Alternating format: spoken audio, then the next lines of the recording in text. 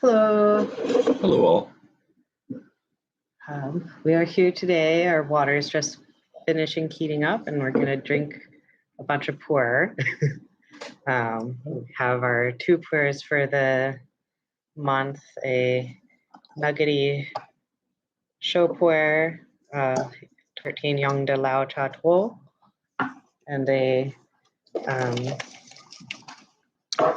nest shape 2010 Shaguan Sheng Pu'er. We have an open nest, so we're not going to open this guy. Tim is playing with the nugget.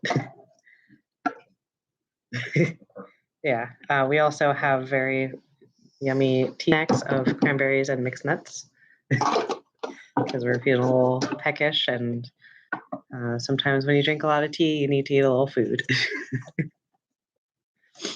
Do you want to pick? Okay. Yeah. So yeah, any thoughts on this month's teas? It's kind of nice to compare the two categories of pu'er because they do tend to be very different. It's definitely fun. I'm definitely really excited to be sharing two different teas this month and really being able to talk about some of the examples in the category of pu'er.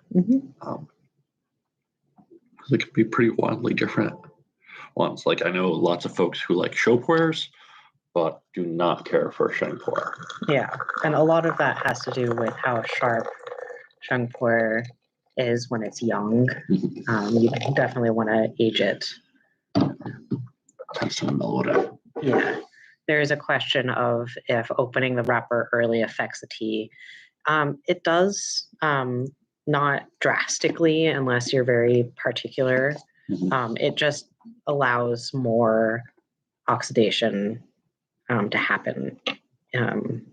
Allows oxygen to get to the leaves a little bit more easily, which is why we put a lot of tea in these kinds of containers where, they're relatively sealed. It's just like any other dry agricultural good, like coffee or herbs. You want to, keep it in a tighter container to keep it fresh. That's all the wrappers do, really. And it, protects it from the elements. Tim has a good amount of experience with aging teas, which is very good for pu'er. Yeah. Do you want to talk about that since we're on wrappers? Sure. Generally speaking, as far as aging goes, and unwrapping or keeping it wrapped, yeah, wrapping helps. It doesn't have a super big effect. That is to say that it does something. How much of something, how useful that is meh-ish kind of thing, where it's the thought that counts, I guess, more often than not. And it's more as a barrier to keep other things from getting at the leaf as easily. And generally with aging, what I'll do is I'll taste that same tea over and over during the aging process to see how the flavors are developing and if I want to let it keep aging or if I feel like it's reached its peak. And now that we have our first infusions done up, you'll actually see kind of just how drastically different in color, if nothing else, these two teas can be. Yeah. I just want to hold these up again because this is the Sheng Pu'er, the more yellow one. It's a very young Sheng. It's a 2010, so it's only 12 years old, which is very young for Sheng. And then this is a Shou Pu'er from 2013, so that's almost a decade old. And that's, kind of old for a show, but like not horribly old. Aging only increases flavor to both of the teas, but Shengs usually do want to be aged for a long time. Shows are well beloved because they don't need the aging process to have the beautiful mellow flavors that we think of. And what it is Shou Pu'er was created kind of as an economical alternative to really well-aged Sheng. So it was developed to try to approximate the flavor of and the mouthfeel. Yeah, there was a huge economic boom in Yunnan, starting, I think, in the 1950s, where pu'er suddenly got popular. And then it wasn't until the 1970s that Shou Pu'er was invented to help off-balance the economic pressure that tea producers were having because of the demand for Sheng Pu'er. Yeah. What's also something that I'd say, if you're planning for a tea session like this of drinking both Shou and Sheng, start with, or I would say it's generally a more enjoyable experience to start with Sheng Pu'er and move to Shou, because you're starting with, generally speaking, sharper, brighter notes, moving to rounder, more vanilla-y, more just aged notes that I think they're very good teas separately, and I find you'll notice the differences between the two more often or be better acclimated to them by moving from sharp to smooth. Yeah, and that, that's the same with any multiple tea tasting. You want to move light to dark, so you can pick up the notes in the lighter teas before you start on the darker ones. We do have a question about showing the nuggets before and after wet, and Tom emailed us earlier asking about the pu'ers, specifically about the Shou not opening up with the water as much as the Sheng. And we can see that. I will angle the camera a bit so we can see the leaves. So here's the dry nuggets of the Shou, and here are the wet. It's hard to tell. See if I can scoop some out. Yeah. It doesn't open up very easily, and that's pretty typical for nuggets. They're still relatively the same size. They've opened up a little bit, but they're not going to get much more open. Yeah, and they will continue to open up a bit, but whereas they stay fairly tight. The Sheng is still in a big chunk, but it has opened up a little bit more than the Shou already. Yeah, and you'll see if I can get it out here. It's trying to help this focus. Its leaves are starting to open up a bit more, and it's becoming a bit more pliable. Yeah, it will eventually no longer be in that chunk form and will fall apart into looser leaf. Yeah. So what's moving kind of in a different way is, as far as talk about these teas, we're more using these two teas that we have to talk about Shou and Sheng Pu'er, because I think they're great examples of those two style of pu'ers. And I think that it's kind of fun to like find really nice Shou Pu'ers.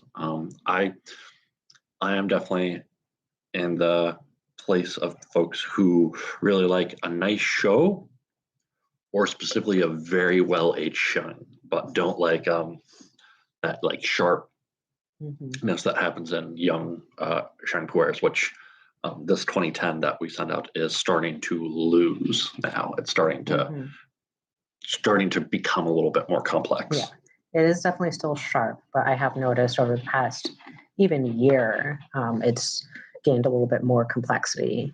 And just circling back, because there is a question, we still do want to do a 30-second rinse or a longer first infusion, and that's in general for teas that are tightly packed. So whether it's nugget or a cake, or even Or really tightly pearls. rolled oolong. Yeah, and opening up will just allow the first infusion to be a little bit more substantial.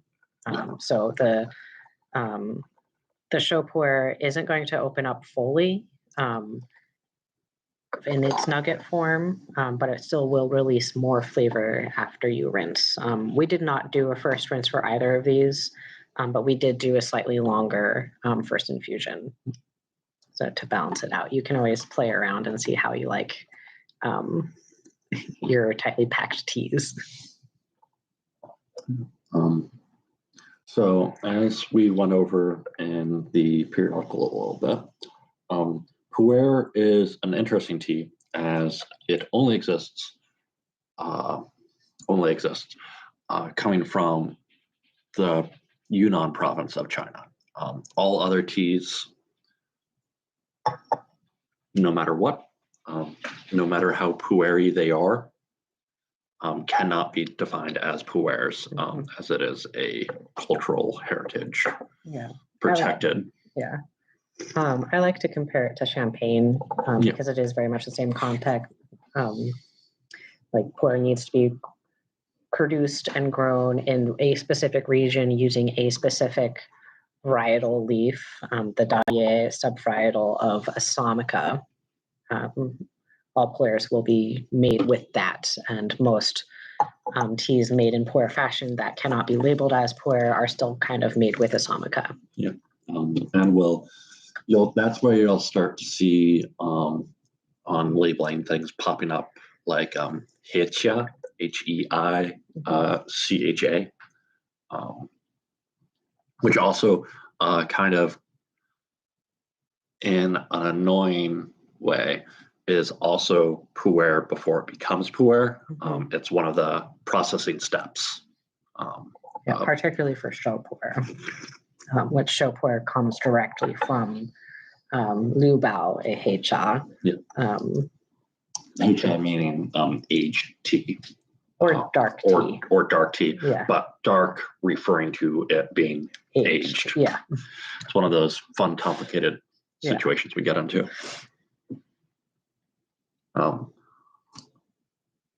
Now, as I'm drinking these, I'm noticing like the nice, like bright, kind of almost vinegary note coming from our Sheng Pu'er. Yeah, a little like apple cider vinegar. Yeah, a little bit of an acidicness to it. This is also where you'll see in subsequent brews, both of these teas will get a lot darker in their liquor as they open up and as more leaf is exposed. Yeah, so already the second brew, which was pretty long, is now more of an amber color for the Sheng Pu'er. It still has like a yellowy hue, whereas this is the last of the first of the show. So they're getting a little close. Second infusion. It's okay. You don't need to be strict about brewing times for pu'er. You can either do very short or very long. It will not hurt the tea. It's very adaptive to what you're tasting. Unlike a green tea, pu'er does not get super astringent with longer brews. It will just be more full flavored. So here, these are the two. This is a very typical color for a very old Sheng or a nice Shou. Tends to be kind of a coffee color. So that is a nice. A black coffee color, not cream and no cream and sugar. Though you could add cream and sugar if you really wanted. It would be a little weird. Yeah.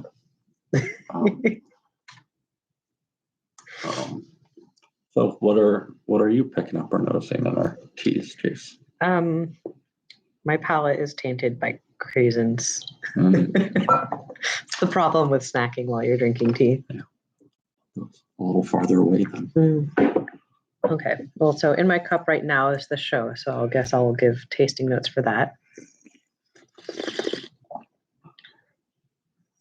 Oh, it's almost like a sweet candy flavor.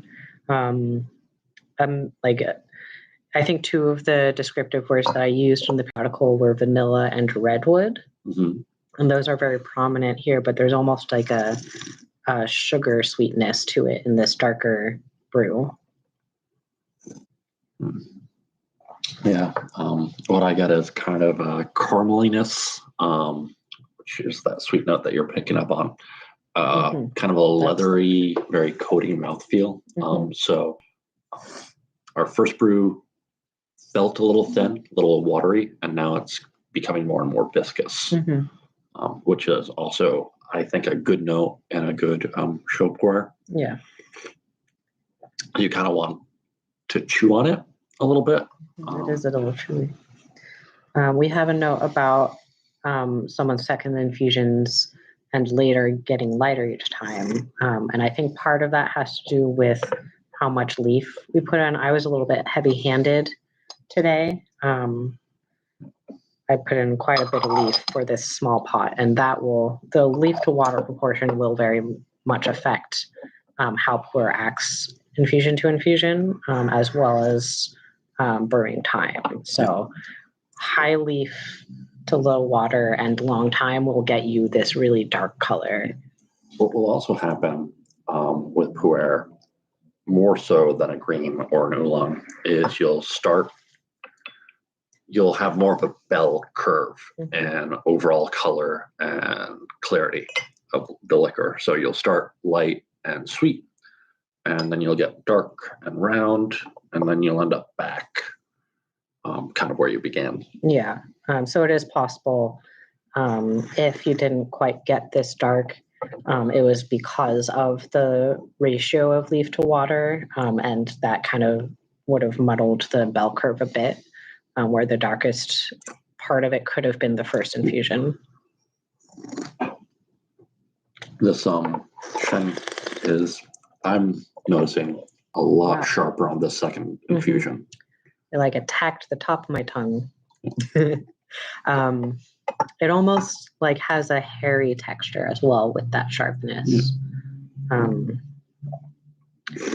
Thinking like asparagus head.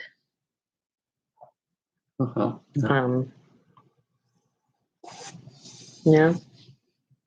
Maybe some dandelion. What also ends up happening as we talk about pu'ers is you'll end up having more conversations about specific mountains. So pu'er, other than being a style of tea, the name of a tea, and the name of a city / county inside of Yunnan, is that there are 7, if I'm recalling correctly, famous mountains for pu'er. That sounds right. I cannot list them right now off the top of my head. I'm not good at geography, so this is beyond where my brain is. But when we end up talking about pu'er, we end up talking about specific mountains and specific factories. And pu'er, there tends to be a heritage of these are very good mountains, these are very good factories, and they produce the same things, which is why we see labeling on bins and tochas, very specific things and marks that say, oh, hey, here's the crane factory or the crane style. And we see like we have 2 very good examples of that in today's pu'ers. The Yongde Lao comes from the Yongde region of Yunnan, which is a very popular region, and then the Shaguan Tocha comes from the Shaguan factory. So we have a regional name and a factory name, which become things that you can then shop for. You can Yeah. then shop for, oh, I really like this region, or I really like this mountain, or I really like this factory. Yeah. Which in tea, very often you'll get times where you can't get information, or you can't replicate information, I should say. So you can't be like, oh, I had a really good tea from this farm. All other tea from this farm is going to taste the same way. Pu'er is one of those places where it's a safer bet.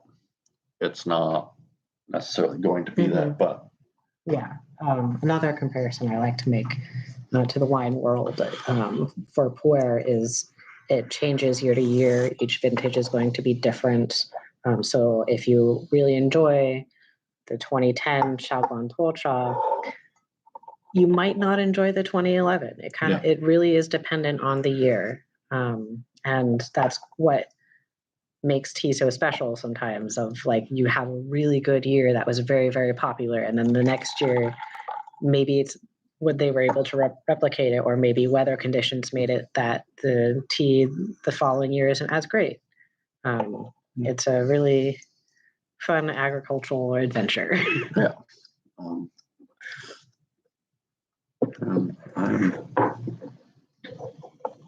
definitely enjoying these two teas that we have with us today. Yeah. If you're drinking with us, do you have any opinions? Do you prefer one tea over the other? Are you finding that you're maybe more of a Shou person or more of a Sheng person now that you have both available to you?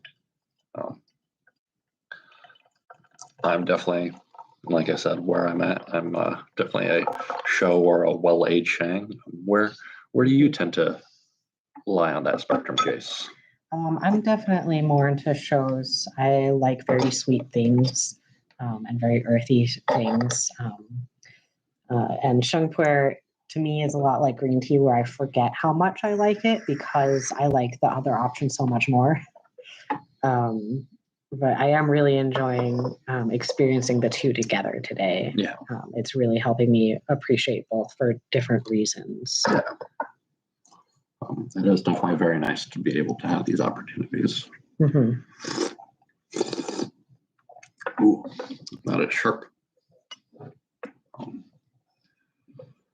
And these both were brewing in Gung Fu styles, which again, something that Pu'er does especially well with. So that's using volumetrically a lot of leaf to a little amount of water and a small pat at high temperatures for short periods of time to get continuous brews out of. Yeah. Brewing in the Gung Fu style with Pu'er will get you upwards of 6 or 8 infusions, depending on how much leaf you have. I've definitely gone like up to like 10 infusions before with a Pu'er. And then, like, if you really sit there with the Gung Fu style with every single infusion and very much kill the leaf, you will very clearly see that bell curve that Tim was talking about, both in the strength of flavor as well as the strength of color and the flavor notes that come out. Where I really enjoy Shou and Sheng are definitely in the winter months, like we're in right now. Kind of those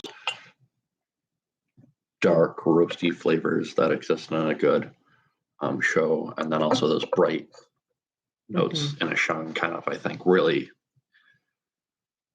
encapsulate the season for me. Yeah, the sharpness of a Sheng is very reminiscent of those very bitter, cold winter days where being outside hurts your face. That's also, I guess, I should say we live in somewhere where very often the wind temps mean that we'll get into negative teens and negative 20s weather. So we had a couple of those so far. We live in a place and part of the world where the air hurts our face. Yeah. Whereas a nice dark Shou is like staying inside on those cold days. Yeah, Very being able to comforting. look out and be like, oh, Yeah. Oh, it's cold but pretty. Stay inside and stay cozy. While we're also drinking these teas, I'll note that for me, at least, I've noticed that it might be a volumetric thing where with Shou and Sheng Pu'er, I'll just drink more tea than I will when I'm drinking oolongs or green teas.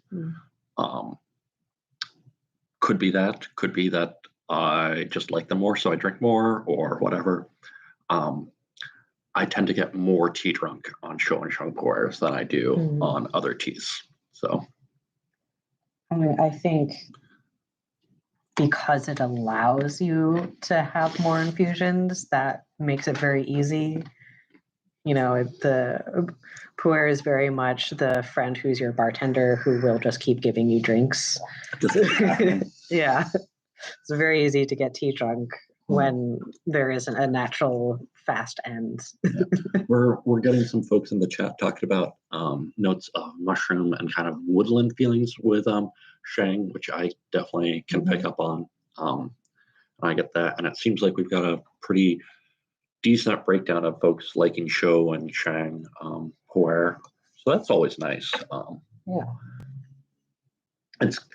it's nice to have a friend who's really into Shou Pu'er and have a friend who's really into Sheng Pu'er, because then you get to drink theirs and experience those without necessarily having to buy them yourselves. Yeah.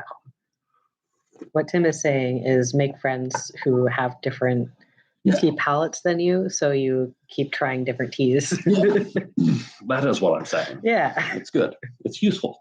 Yeah. I think our palates are a little too similar sometimes. Yeah, occasionally. Where we forget to drink the green teas. Like, oops. That's been happening. But such is life. Yeah. Now, as we're sitting here and enjoying these teas, I think we're on just our second infusion of both of these.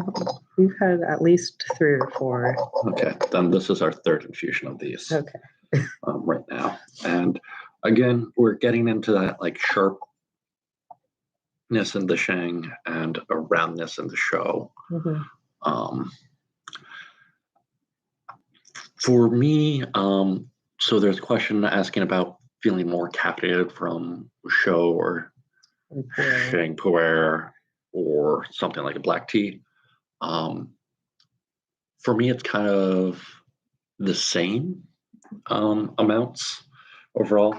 There's nothing about a Shou or Sheng Pu'er, or there's nothing about a Pu'er that by default it would have more or less caffeine in it than a black tea. Yeah.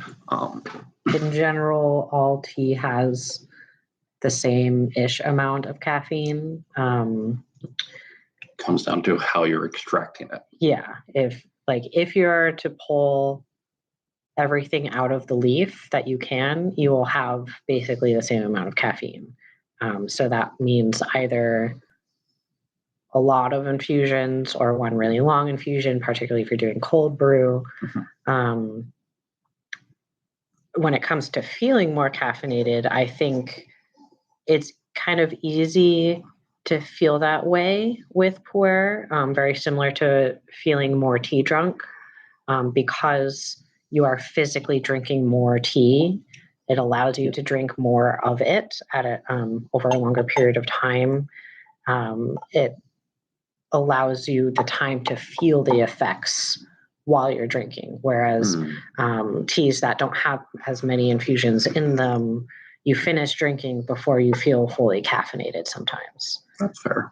So it is really just about the journey that you're taking with the tea. I have had a lot of sessions with pu'er where I'm very aware of my caffeination, and I still have many infusions left. And I'm not as aware when I'm drinking a different kind of tea because the caffeination hits when I'm not drinking, Yeah. But that's a really good question. I'm wondering how it is for other folks as far as anecdotally, if you're feeling more or less caffeinated, drinking Shou versus Sheng Pu'er, or Pu'ers in general versus black teas or green teas. I will say I'll generally feel more mellow when drinking Pu'ers over other teas. And that's probably more, again, I'm drinking more of it. I'm getting more tea drunk. Is kind of where that's landing in my mind. Yeah. And also everyone's body, it reacts different to things. It's also very psychosomatic, is that the word I'm thinking of? Where like one of the older theories on caffeine in tea correlated the color of the liqueur to the amount of caffeine in it, which is why many people think white teas don't have much caffeine. That's a lie. White teas have a lot of caffeine. They have about the same amount as a really dark pu'er. But because the pu'er is so much darker than the white tea, then people think that, oh, it must have more. No, it's just different processing allows different colors to happen. But the caffeine will pretty much stay the same.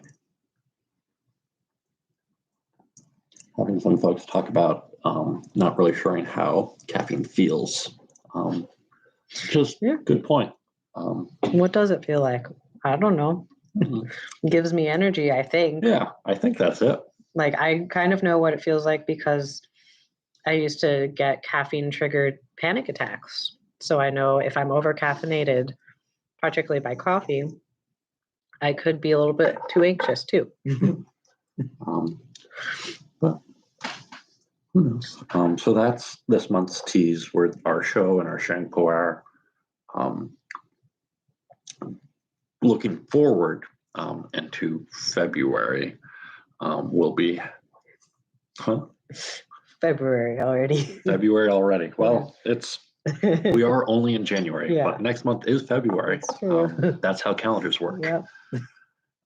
We'll be going into talking about some black tea. And one of Tim's favorite black teas. Specifically talked about a tea called Lapsang, Lapsang Souchong, or Zhen Shao Zhao Zhang. One of those times again where we have teas with multiple names. Yeah, and those two names mean two different things.